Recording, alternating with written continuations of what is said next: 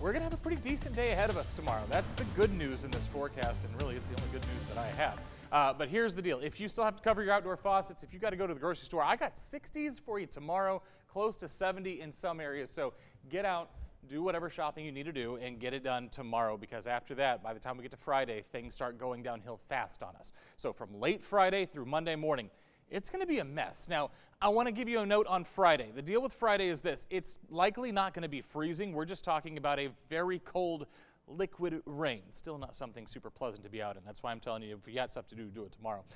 The impacts, of course, here are possible wintry precipitation, very cold temperatures. Wait till you see some of the numbers I've got for you a little bit later in the forecast. They are going to be dangerously cold. Pay attention to forecast changes. I've been saying that all week. I will continue to say it all the way up until about Friday, because here's the deal. Once we get into it 1 to 2 days, that's where our forecast could really get solidified. Right now, we're still talking ice.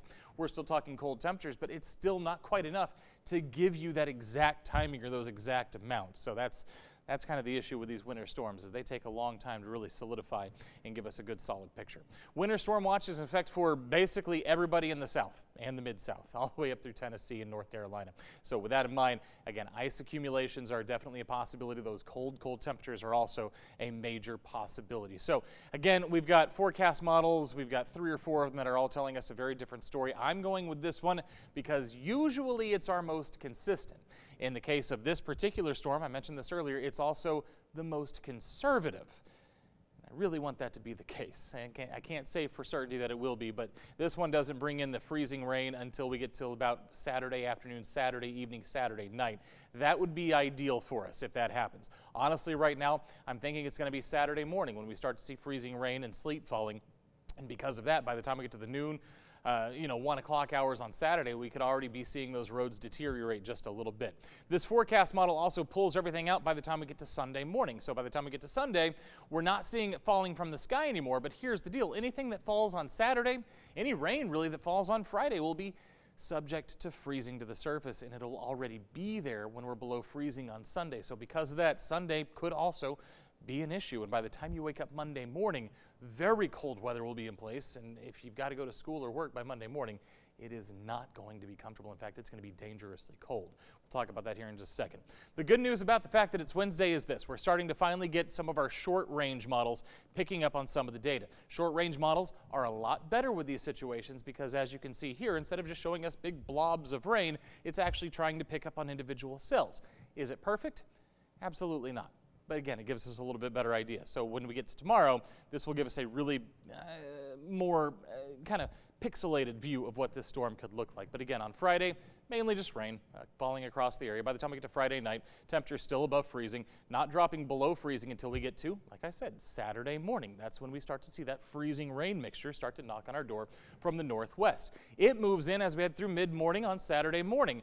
As it starts falling, it won't immediately create issues on the roadways, but after a couple of hours of freezing rain falling from the sky, yes, there will be issues across the area. That lasts through the day. Now again, it's only Wednesday, so our forecast model is only getting us to about noon on Saturday. This could continue into Sunday morning. How much ice could we be talking about? Well, potentially up to about 1/4 of an inch in some areas. Why is that a problem? Because 1/4 inch of ice can bring down power lines. It can create an ice skating rink on area roadways. So because of that, we need to be vigilant this weekend about not getting out and traveling if we don't have to. In addition to all of that, we also have an extreme cold watch in effect from Saturday evening through Monday morning, and this is the reason why. You wake up Sunday morning, it's going to feel like it's 5 to 10 degrees. That is dangerously cold. I keep saying that word dangerously because if you're out in this, or if your pets are left out in this, or if children are out in this, it can become a real problem real fast when you see temperatures this cold.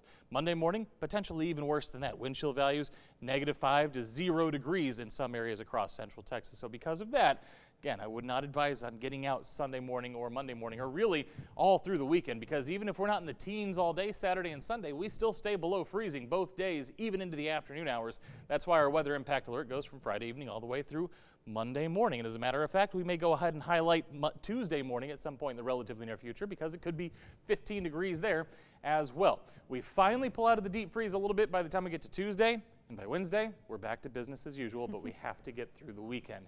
And remember, we will have live streaming coverage throughout the weekend with updates as we head through Saturday and Sunday, so download the 6 Plus app.